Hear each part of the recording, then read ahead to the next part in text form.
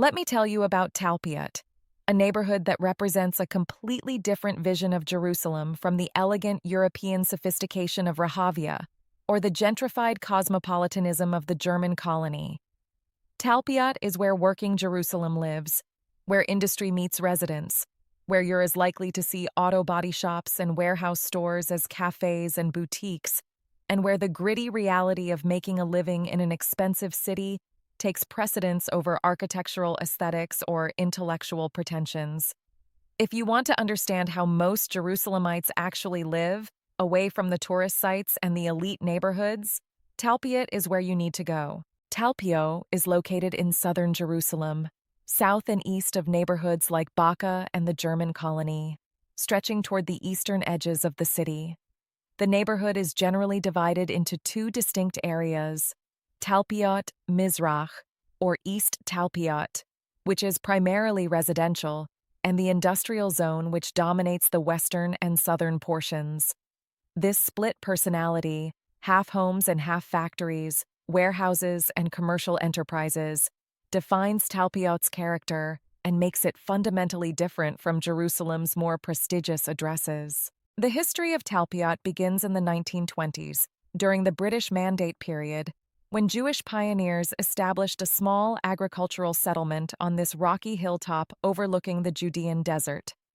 The name Talpiot comes from Song of Songs, meaning heights or towers, and indeed, the neighborhood sits on elevated terrain offering spectacular views eastward toward the Dead Sea and the mountains of Moab in Jordan. These early settlers were idealistic Zionists, often from Eastern Europe, who combined agricultural work with self-defense, establishing watchtowers and defensive positions that would prove crucial during the conflicts to come. Unlike Rehavia with its careful planning and architectural guidelines, or the organic development of neighborhoods that grew from earlier settlements, Talpiot developed in a more haphazard, functional manner. The focus was on security and practicality rather than aesthetics. The original settlement was small, a cluster of modest buildings surrounded by agricultural land.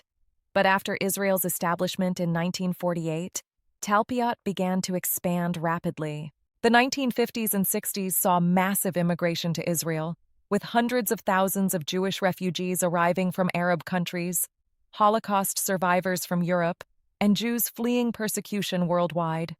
The Israeli government faced an enormous housing crisis, needing to provide shelter for this flood of new arrivals as quickly and cheaply as possible. Talpiot became one of the solutions. Large apartment blocks were constructed rapidly, utilitarian buildings of 4 or 5 stories with minimal amenities, designed to house the maximum number of people at the minimum cost. These weren't the Bauhaus gems of Rehavia or the renovated Templar houses of the German colony. These were basic concrete blocks, identical apartments stacked one on top of another, with small rooms, low ceilings, minimal storage, and a general sense of temporary shelter that somehow became permanent. The immigrants placed in Talpiot were primarily Mizrahi Jews from Middle Eastern and North African countries: Iraq, Yemen, Morocco, Tunisia, Libya. These were often poor families who had fled with little more than the clothes on their backs, placed in absorption housing in neighborhoods far from the city center, given minimal support, and expected to integrate into Israeli society while coping with discrimination, poverty, and cultural dislocation. Talpiot became one of these immigrant absorption neighborhoods, working class, Mizrahi-dominated, struggling economically, and far from the centers of power and prestige. Simultaneously, Talpiot developed as an industrial zone. The hilly terrain, the distance from the city center, and the availability of relatively cheap land made it suitable for factories, warehouses, workshops, and industrial enterprises that weren't wanted in residential neighborhoods. By the 1960s and 70s, a large industrial area had developed in western and southern Talpiot, housing everything from food processing plants to textile factories, printing presses to metalworking shops, auto repair garages to furniture manufacturers. This industrial development brought jobs, which was positive, but it also brought noise, pollution, heavy truck traffic, and an unglamorous working-class character that further distinguished Talpiot from Jerusalem's more refined neighborhoods. What emerged was a neighborhood with split identity and mixed reputation. The residential areas of East Talpiot housed thousands of families, primarily working class and lower middle class, in those utilitarian apartment blocks from the 50s and 60s. The industrial zones provided employment and economic activity, but also created noise, traffic, and an aesthetic that was purely functional. Talpiot became known as a place you lived if you couldn't afford better, a place you worked if you were in manufacturing or trades, but not a place you aspired to. For decades, Talpiot remained largely unchanged, a working-class neighborhood that the Israeli establishment and the upwardly mobile largely ignored. While neighborhoods like Rehavia and the German colony attracted the educated elite, while new suburbs drew middle-class families, Talpiot continued as it had begun. Modest, functional, primarily Mizrahi, economically struggling, and decidedly unglamorous. But starting in the 1990s and accelerating in the 2000s, something began to shift. Several factors drove change in Talpiot. First, Jerusalem real estate prices began rising dramatically across the city, making even working-class neighborhoods increasingly expensive.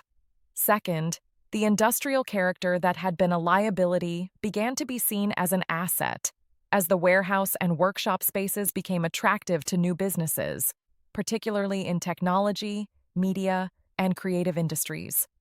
Third, Talpiot's location, while not central, offered good access to major highways, making it attractive for businesses needing to move goods and for residents commuting to other parts of Jerusalem or even Tel Aviv.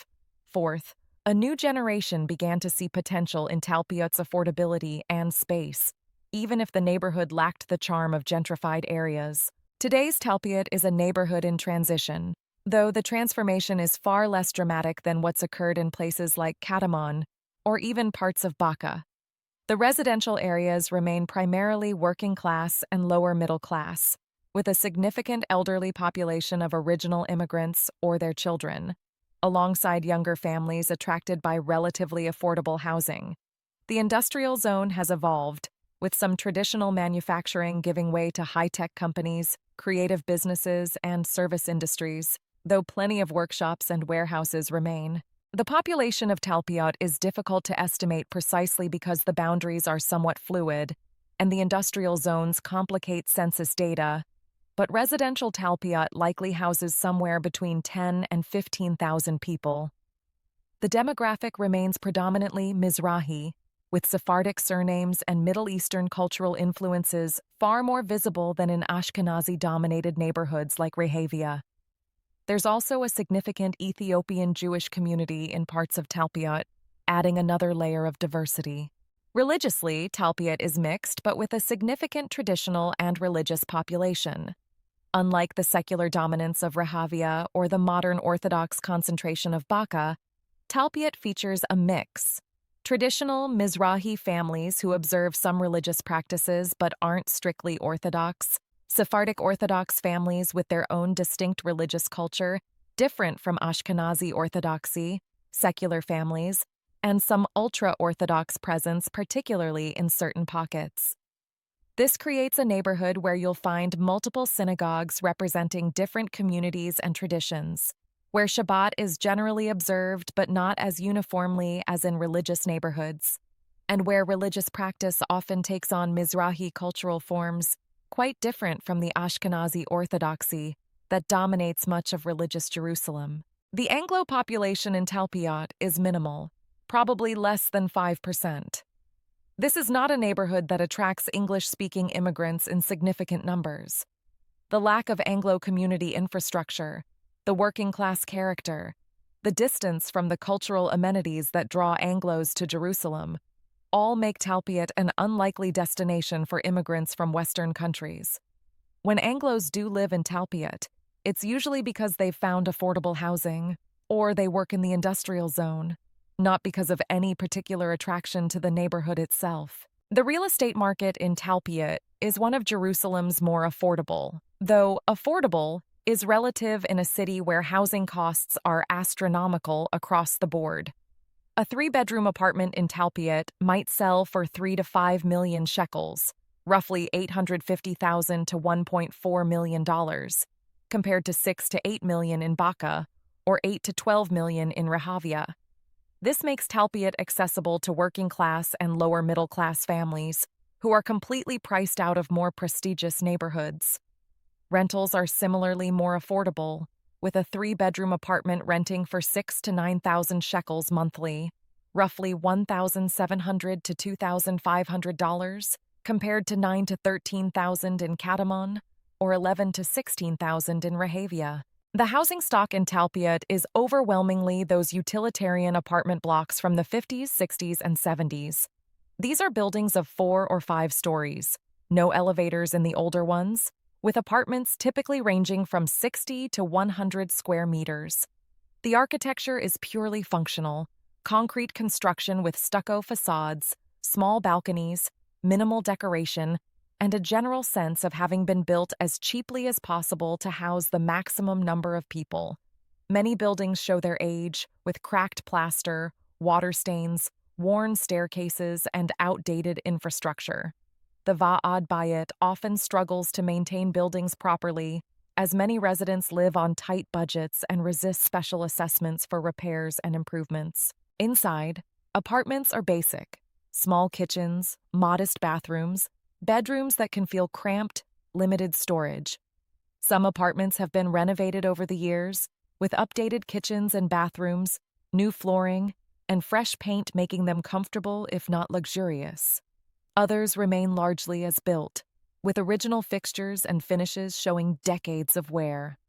Unlike in gentrifying neighborhoods where gut renovations are standard, in Talpiot, most renovations are modest and practical, focused on functionality rather than creating designer showcases. There has been some new construction in Talpiot in recent years, typically buildings of 8 to 12 stories with modern amenities like elevators, parking, and better layouts. These newer buildings command premium prices for Talpiot, though they're still significantly cheaper than comparable new construction in more prestigious neighborhoods.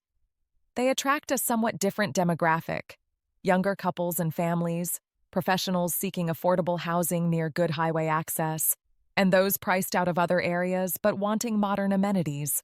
The commercial infrastructure in Talpiot reflects the working-class character. There are no trendy cafes, no upscale restaurants, no boutique shops.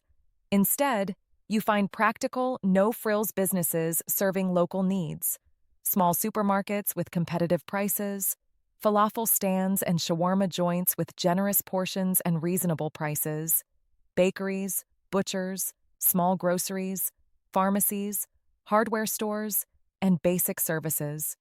The industrial zone adds another commercial dimension, with large warehouse stores, wholesale suppliers, auto parts shops, building supply outlets, and businesses serving contractors and tradespeople rather than individual consumers. One of Talpiot's major commercial draws is the wholesale and warehouse shopping available in the industrial zone. Stores like Ace Hardware, Home Center, and various wholesale suppliers attract shoppers from across Jerusalem looking for better prices on furniture, appliances, building supplies, and household goods. The industrial area has become a destination for this kind of practical shopping, making Talpiot relevant to Jerusalemites who would never consider living there but find the commercial offerings useful. There are also some interesting commercial developments trying to reimagine parts of the industrial zone. Old warehouses and factory spaces have been converted to offices for high-tech companies, media production studios, creative agencies, and service businesses. Some buildings now house restaurants and event spaces, taking advantage of the large industrial spaces and relatively low rents. A few craft breweries and artisanal food producers have set up shop, attracted by affordable space and proximity to highways. This is a tentative, incomplete gentrification of the commercial sector, not remotely comparable to what's happened in neighborhoods like the German colony, but representing some evolution beyond pure industrial use. Education in Talpiot is practical rather than prestigious. The public schools serving the neighborhood are adequate, but not among Jerusalem's elite institutions. They're working-class schools serving primarily Mizrahi populations, with all the challenges that implies in a country where Mizrahi students have historically faced educational disadvantages. The schools work hard, but lack the resources, parental involvement, and cultural capital of schools in wealthier neighborhoods. Academic achievement is lower on average, though individual students certainly succeed. For families prioritizing education, this is one of Talpiot's significant drawbacks compared to neighborhoods like Rehavia, with Gymnasia Rehavia, or Baca, with access to top religious schools. There are both secular and religious schools serving Talpiot, reflecting the mixed religious character. Some schools have specifically Sephardic religious orientation, teaching from that tradition rather than the Ashkenazi orthodoxy dominant in many Jerusalem religious schools. There are also several Haredi schools serving the ultra-Orthodox pockets within and near Talpiot. For preschool, there are numerous Ganim, both municipal and private, serving working families who need full-day care. The quality varies, and many are basic rather than the enriched, bilingual, expensive programs you find in wealthier neighborhoods. But they serve their purpose, providing safe care for young children while parents work. Synagogues in Talpiot reflect the diverse religious population. There are traditional Sephardic synagogues serving Mizrahi communities, with prayer customs and melodies from Iraq, Morocco, Yemen, and other Middle Eastern countries. There are also Ashkenazi Orthodox synagogues, some Haredi shuls, and various smaller congregations. The religious life is less centralized than in neighborhoods with dominant mega-synagogues, instead featuring numerous small shuls serving particular communities and traditions. The atmosphere on Shabbat in Talpiot is mixed. The religious and traditional families observe Shabbat, walking to synagogue, refraining from driving, hosting family meals. The secular families often treat it like a weekend day, with some driving, shopping where available, and engaging in normal weekend activities.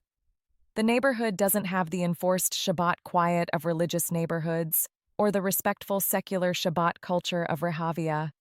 It's more of a patchwork, with different families and different streets observing differently. Transportation is one of Talpiot's practical advantages. The neighborhood has good bus connections to various parts of Jerusalem, including the city center, other neighborhoods, and major employment centers. Multiple bus lines run through or near Talpiot, and service is generally reliable during weekdays. The proximity to major highways, particularly Highway 1 heading toward the Dead Sea and Highway 60 toward Gush Etzion, makes Talpiot convenient for those with cars. This highway access is particularly valuable for those commuting to other areas for work or those whose work involves travel around the region. For those commuting to Tel Aviv, Talpiot is not ideal. The distance to the train station and the need to cross the city to reach it make the commute lengthy and challenging. Most Talpiot residents work in Jerusalem itself, taking advantage of the diverse employment opportunities the capital offers, from government positions to service sector jobs to work in the industrial zones. Parking in Talpiot is generally manageable, especially compared to central neighborhoods. Most buildings have some parking, either in small lots or designated spaces, and street parking is usually available. This is a practical advantage for working families who need cars for work, shopping, and daily life. The lack of parking nightmares is one of the small but real quality-of-life improvements Talpiot offers over more congested neighborhoods. The social scene in Talpiot is community-oriented but less structured than in wealthier neighborhoods. Social life often centers on extended family, with Mizrahi culture's emphasis on family connections, meaning that grandparents, aunts, uncles, and cousins play major roles in daily life. Religious and traditional families have social networks through synagogue and community institutions. Secular families socialize through work, schools, and personal friendships. There's less of the organized social infrastructure you find in Anglo neighborhoods, fewer formal book clubs or organized activities, more informal gatherings and family-centered socializing. The Mizrahi cultural influence means that hospitality is important, with generous hosting of meals and gatherings. but this happens in homes and family settings rather than in cafes and restaurants. For children, after-school activities are available but more limited and more basic than in wealthier neighborhoods. There are sports programs, some music and arts activities, youth movements, and summer camps, but fewer options and less expensive enrichment programs than in places like Rehavia or Baca. Many families simply cannot afford the extensive after-school programming that's standard in wealthier areas. Parks and public spaces in Talpiot are adequate, but not exceptional. There are local parks with playgrounds, some green spaces, and the dramatic views eastward toward the desert provide a certain natural beauty. But the neighborhood lacks the extensive gardens and cultivated green spaces of areas like Rehavia. The promenade along the southern edge of Talpiot offers spectacular views and is popular for walking, jogging, and cycling, providing a real amenity that draws people from across Jerusalem. The atmosphere in Talpiot is decidedly working class and functional. The streets are busy with traffic, including heavy trucks serving the industrial zone. The architecture is utilitarian and often shabby. There's noise from industry, from traffic, from dense urban living. The general aesthetic is far from beautiful, with none of the charm of gentrified neighborhoods or the cultivated elegance of planned communities. This is Jerusalem at its most practical and least romantic. Yet there's authenticity here that's increasingly rare in a city where gentrification has transformed so many neighborhoods. Talpiot is where working Jerusalemites live, where families struggle to make ends meet, where immigrant absorption continues not as historical memory, but as current reality with recent Ethiopian and other immigrants. The Mizrahi culture, often marginalized in Ashkenazi-dominated Israel, is dominant and visible. The traditional shops, the Sephardic synagogues, the family structures, the cultural practices all reflect a different Israel than the one portrayed in glossy tourist materials or embodied in elite neighborhoods. The challenges facing Talpiot are significant and long-standing. Economic hardship affects many families, with unemployment and underemployment higher than in wealthier neighborhoods. Educational achievement lags, perpetuating cycles of limited opportunity. The industrial character, while providing jobs, also creates environmental concerns with noise, air pollution from trucks and factories, and an overall quality of life that's compromised compared to purely residential neighborhoods. The building stock continues to age and deteriorate, with insufficient investment in maintenance and renovation. The public spaces and infrastructure need attention that limited municipal budgets often don't provide. Crime rates, while not extreme, are higher than in wealthier neighborhoods, and social problems including poverty, addiction, and family dysfunction exist at levels that wealthier areas don't experience. The gentrification pressure that's transformed other neighborhoods has touched Talpiot only lightly. The industrial character, the distance from the city center and cultural amenities, the working-class reputation, and the lack of the architectural charm that drives gentrification elsewhere have protected Talpiot from the dramatic transformation seen in places like Katamon. This is both positive, allowing working-class families to remain, and negative, as it means the neighborhood continues to struggle without the investment and improvement that gentrification, problematic as it is, does bring. There have been proposals and plans over the years to redevelop parts of Talpiot, particularly the industrial zones. Some envision converting old industrial spaces to residential lofts, creating mixed-use developments, attracting high-tech companies and creative industries. Some of this has happened in small ways, with individual buildings converted or new uses finding homes in old industrial spaces. But comprehensive transformation remains elusive, and Talpiot continues much as it has for decades. For those considering Talpiot, the calculation is quite different than for prestigious neighborhoods. You're not choosing Talpiot for cultural amenities, architectural beauty, educational prestige, or social status. You're choosing it because it's affordable, because the space is better than what you could afford elsewhere, because the highway access serves your needs, because you work in the industrial zone, or because you simply can't afford alternatives. But there are real advantages beyond affordability. The community, particularly in the Mizrahi and traditional sectors, can be warm and supportive. The location offers spectacular views and decent access to various parts of the city. The practical commercial infrastructure serves daily needs efficiently. The lack of pretension and the diversity of the population create an authenticity that can be refreshing compared to more homogeneous, status-conscious neighborhoods. Walking through Talpiot today, you see Jerusalem's complexity laid bare. You see elderly immigrants who've lived in the same apartment for 60 years, struggling on small pensions, watching their neighborhood slowly change around them. You see young Ethiopian families navigating absorption and integration. You see working-class Mizrahi families maintaining traditions and raising children in modest circumstances. You see small businesses struggling to survive, industrial enterprises adapting to changing economic realities, and attempts at renewal and redevelopment existing alongside decline and stagnation. You see the old apartment blocks, shabby and worn, housing people living paycheck to paycheck, and you understand that this is how most people actually live.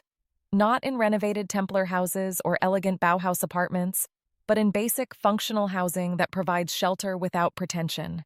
You see the industrial zone, unglamorous and often ugly, and you understand that this is where the actual work of making things and moving goods happens, the economic foundation that supports the city's more visible cultural and intellectual life. Talpiot reminds you that Jerusalem is not just the old city and Western Wall, not just trendy Emek Rephaim cafes and Hebrew University intellectuals, not just political capitals and religious pilgrimage. Jerusalem is also working people doing ordinary jobs, living in ordinary housing, struggling with ordinary problems of paying rent and raising children and making ends meet. It's industrial zones and warehouse stores, aging apartment blocks and practical shopping. It's Mizrahi culture maintaining itself against Ashkenazi cultural dominance. It's immigrant absorption continuing decades after the state's founding. It's the unglamorous reality behind the holy city's romantic image. For all its challenges and limitations, for all its lack of charm and prestige, Talpiot serves a crucial function in Jerusalem. It provides affordable housing in a city with a severe housing crisis. It offers industrial and commercial space for businesses that create jobs and economic activity. It absorbs immigrants and provides community for populations often marginalized elsewhere. It reminds those living in gentrified luxury that their Jerusalem is not the only Jerusalem, that privilege and prestige are not distributed equally, that the holy city contains multitudes. Whether Talpiot will remain this way, or whether it too will eventually succumb to gentrification and transformation, remains to be seen. The forces driving change in Jerusalem are powerful. Rising real estate values, changing demographics, economic development, the constant pressure to maximize land use in a city where space is limited and demand is intense. But for now, Talpiot endures as it has for decades, working class, functional, unglamorous, and absolutely essential to understanding the real Jerusalem beyond the myths and the marketing.